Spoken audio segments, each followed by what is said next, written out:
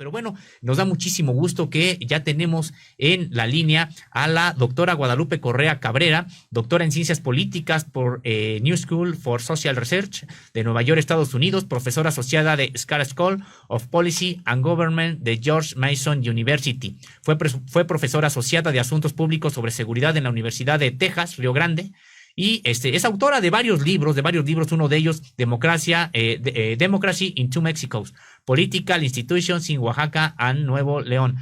Bueno, doctora, muchísimas gracias por estar con nosotros. Le agradecemos mucho el esfuerzo que también ha puesto precisamente para estar con nosotros en esa transmisión. Y quería preguntarle, doctora, hay un informe que señala que México ha logrado, digamos, que contener la violencia, la tendencia al alza de la violencia que se estaba generando, pero no es momento de echar campanas al vuelo. Todavía hay muchos asesinatos que se cometen en este país. ¿Qué evaluación hace usted precisamente de esta política para contener la violencia en nuestro país? Bueno, desafortunadamente el resultado no ha sido el esperado. Creo que el diagnóstico tenía algunos aspectos interesantes. ¿Por qué? Porque desde el año de 2017, finales de 2016, se declara la denominada guerra contra las drogas, la guerra contra el narcotráfico, y se empiezan a combatir los denominados carteles directamente a partir de una estrategia no convencional, el envío de fuerzas federales, el ejército, la marina, la policía federal, hacia diferentes partes del territorio nacional para combatir a diferentes grupos criminales directamente, y esto provoca una explosión de la violencia como nunca antes se había visto en el país. Y obviamente se ocasiona la fragmentación de grupos con la estrategia generada de la mano con los Estados Unidos, esta estrategia que en inglés se llama Kingpin Strategy, la estrategia para cortar carteles de las organizaciones criminales bajo lo que fue la Iniciativa Mérida, ahora Entendimiento Bicentenario o Marco Bicentenario, mejor dicho. Entonces, el presidente Andrés Manuel López Obrador, en su campaña, había hablado de esta nueva aproximación al tema.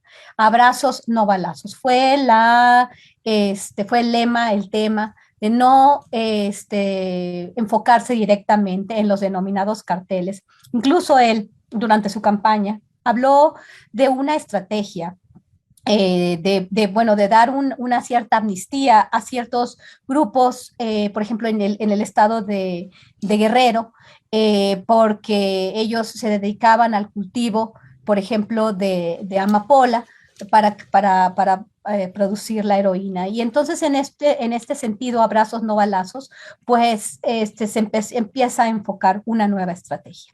Y esta nueva estrategia pues viene acompañada de la creación de la Guardia Nacional. Esa creación de una policía semimilitarizada, que no es la primera vez que se había discutido, sino se discutió en los 2 sexenios pasados. El ex procurador Medina Mora, Genaro García Luna, habían hablado de una especie de policía semimilitarizada. También se propuso esto a principios con la llamada gendarmería, que finalmente no fue eso, pero extender este modelo, ¿no? Entonces, en realidad, se forma la Guardia Nacional, empiezan grupos en contra del gobierno a criticar la militarización, pero es muy difícil que la permanencia de las fuerzas militares que las fuerzas militares se retiren. Desafortunadamente, por la misma dinámica de la militarización criminal, en este país no ha podido contenerse la violencia, ni aún con la creación de la Guardia Nacional, ni aún con esta estrategia de no enfrentarse directamente con la delincuencia organizada. Se viene siguiendo una espiral de violencia, sí generada de alguna forma por las dinámicas que se dieron por 12 años, pero en esta administración no se ha podido contener la violencia tan importante que no necesariamente está vinculada al narcotráfico, sino a grupos que se generaron a partir de la diversificación de actividades criminales, de un modelo criminal generado en Tamaulipas y extendido a todas partes del país. La generación y la expansión del control del grupo llamado Cartel Jalisco Nueva Generación es también muy importante. La protección política a todos niveles a estos grupos es también muy importante. Entonces, realmente podemos decir que durante este sexenio, independientemente de que cambia o se quiere dar un giro muy importante en la estrategia de seguridad, se crea la Guardia Nacional, pero hay muchísimos problemas. Es decir, la Guardia Nacional no parece tener un programa claro o por lo menos una dirección clara sobre cuál va a ser su papel. Por el otro lado, pareciera ser que hay grupos que operan con toda impunidad en territorio nacional, particularmente en los estados de Guerrero, de Veracruz, ahora mismo de Zacatecas. Zacatecas es un punto de violencia neurálgica, hoy por hoy el Bajío, el estado de Guanajuato, y bueno, obviamente en el norte del país continúa la violencia muy importante en los estados de Tamaulipas, en el estado de Sonora en particular, Chihuahua, Baja California, Veracruz. Es muy complicado entender lo que está sucediendo. El estado de Guerrero y el estado de Michoacán están viviendo una violencia que no ha parado, la estrategia se ha tratado de cambiar, pero sí realmente pues veo una situación que de alguna forma podemos decir que no es que ni siquiera esté bajo control o que tenga algunos problemas, sino que en algunos estados se encuentra fuera de control. Este es el caso de Zacatecas y a veces se puede dudar que simplemente tenga que ver con plazas de narcotráfico, sino como con paramilitarismo criminal del cual no se ha investigado precisamente bien dónde vienen estos grupos y de dónde viene lo que se llama el Cártel Jalisco Nueva Generación. Sí, doctora, ¿cuál sería la corresponsabilidad de las administraciones del país vecino? Vemos en este análisis que pronto se va a dar a conocer aquí en México que una de las fechas importantes para pues analizar el tráfico de armas y bueno esta violencia que se ha ido incrementando en el país es el 2004 con la expiración de la Federal Assault Weapons Ban, que es una ley que impedía la manufactura de armas de asalto para uso civil y bueno, vemos también esta colaboración que se dio con el operativo Rápido y Furioso en 2009 con la iniciativa Mérida, es decir, ha habido una correlación en esta generación de violencia en México que también viene de Estados Unidos. Vemos este aumento en las ferias de ventas de armas, en fin, pues varias aristas que nos hacen pensar que también ha habido una corresponsabilidad de Estados Unidos. Definitivamente sí. El tema del tráfico de armas es un tema crucial y no solamente en esta administración se ha puesto el tema sobre la mesa de una forma muy importante. Durante la administración de Felipe Calderón, el mismo Genaro García Luna, que ahora es acusado de introducir las armas al país en la operación Rápido y Furioso, se le libera una orden de aprehensión hace un par de días.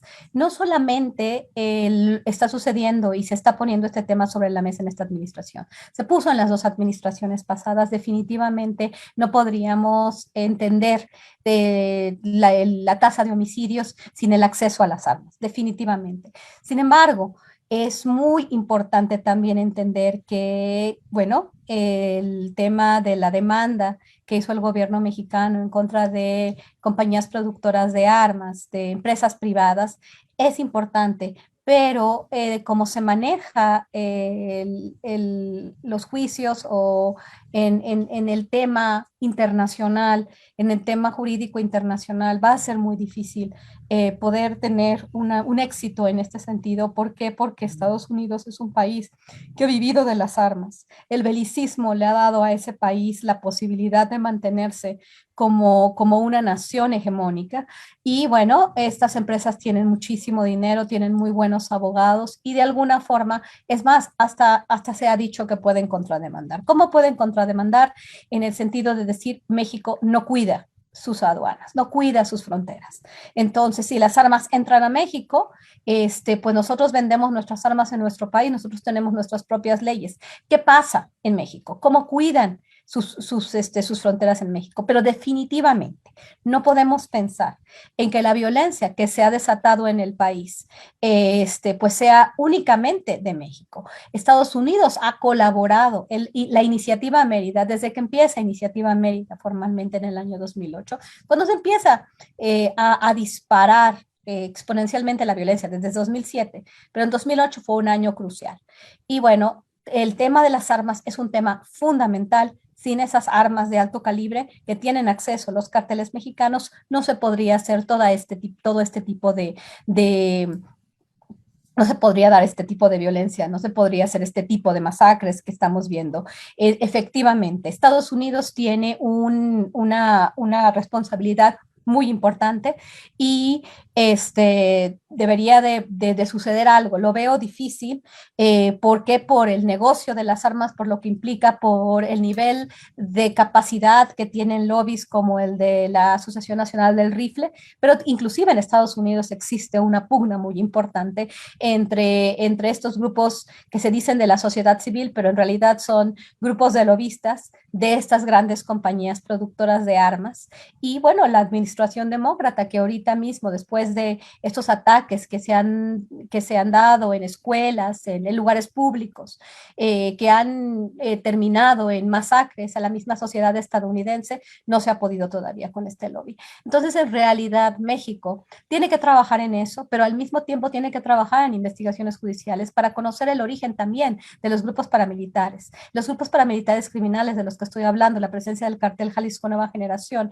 la presencia de grupos como en el estado de Zacatecas, no necesariamente corresponden a los grupos tradicionales de tráfico de drogas. No sabemos de dónde vienen, no sabemos realmente el origen, ni sabemos si son plantados para provocar una cierta desestabilización, si tienen un origen geopolítico o tienen un origen político. Tenemos que entender, México tiene que mejorar su capacidad de investigación, obviamente tiene que seguir pugnando para que haya controles de armas. Creo que en el actual gobierno estadounidense se puede tener alguna colaboración en este sentido por lo que estoy pudiendo apreciar en esta administración en los Estados Unidos, pero al mismo tiempo tiene que cuidar sus fronteras y tiene que hacer la investigación judicial de los grupos que están participando en los estados más complicados en el país. Doctora Guadalupe Correa Cabrera, pues muy interesante todo lo que nos comenta. Muchas gracias por su amable participación. Se nos ha acabado el tiempo. Ojalá tengamos la oportunidad de platicar más a profundidad con usted sobre todos estos temas que, bueno, pues usted maneja como experta que lo es en estos temas y que son parte precisamente de la agenda también que planteamos aquí en Contralínea. Le agradecemos muchísimo su colaboración, su participación en este espacio.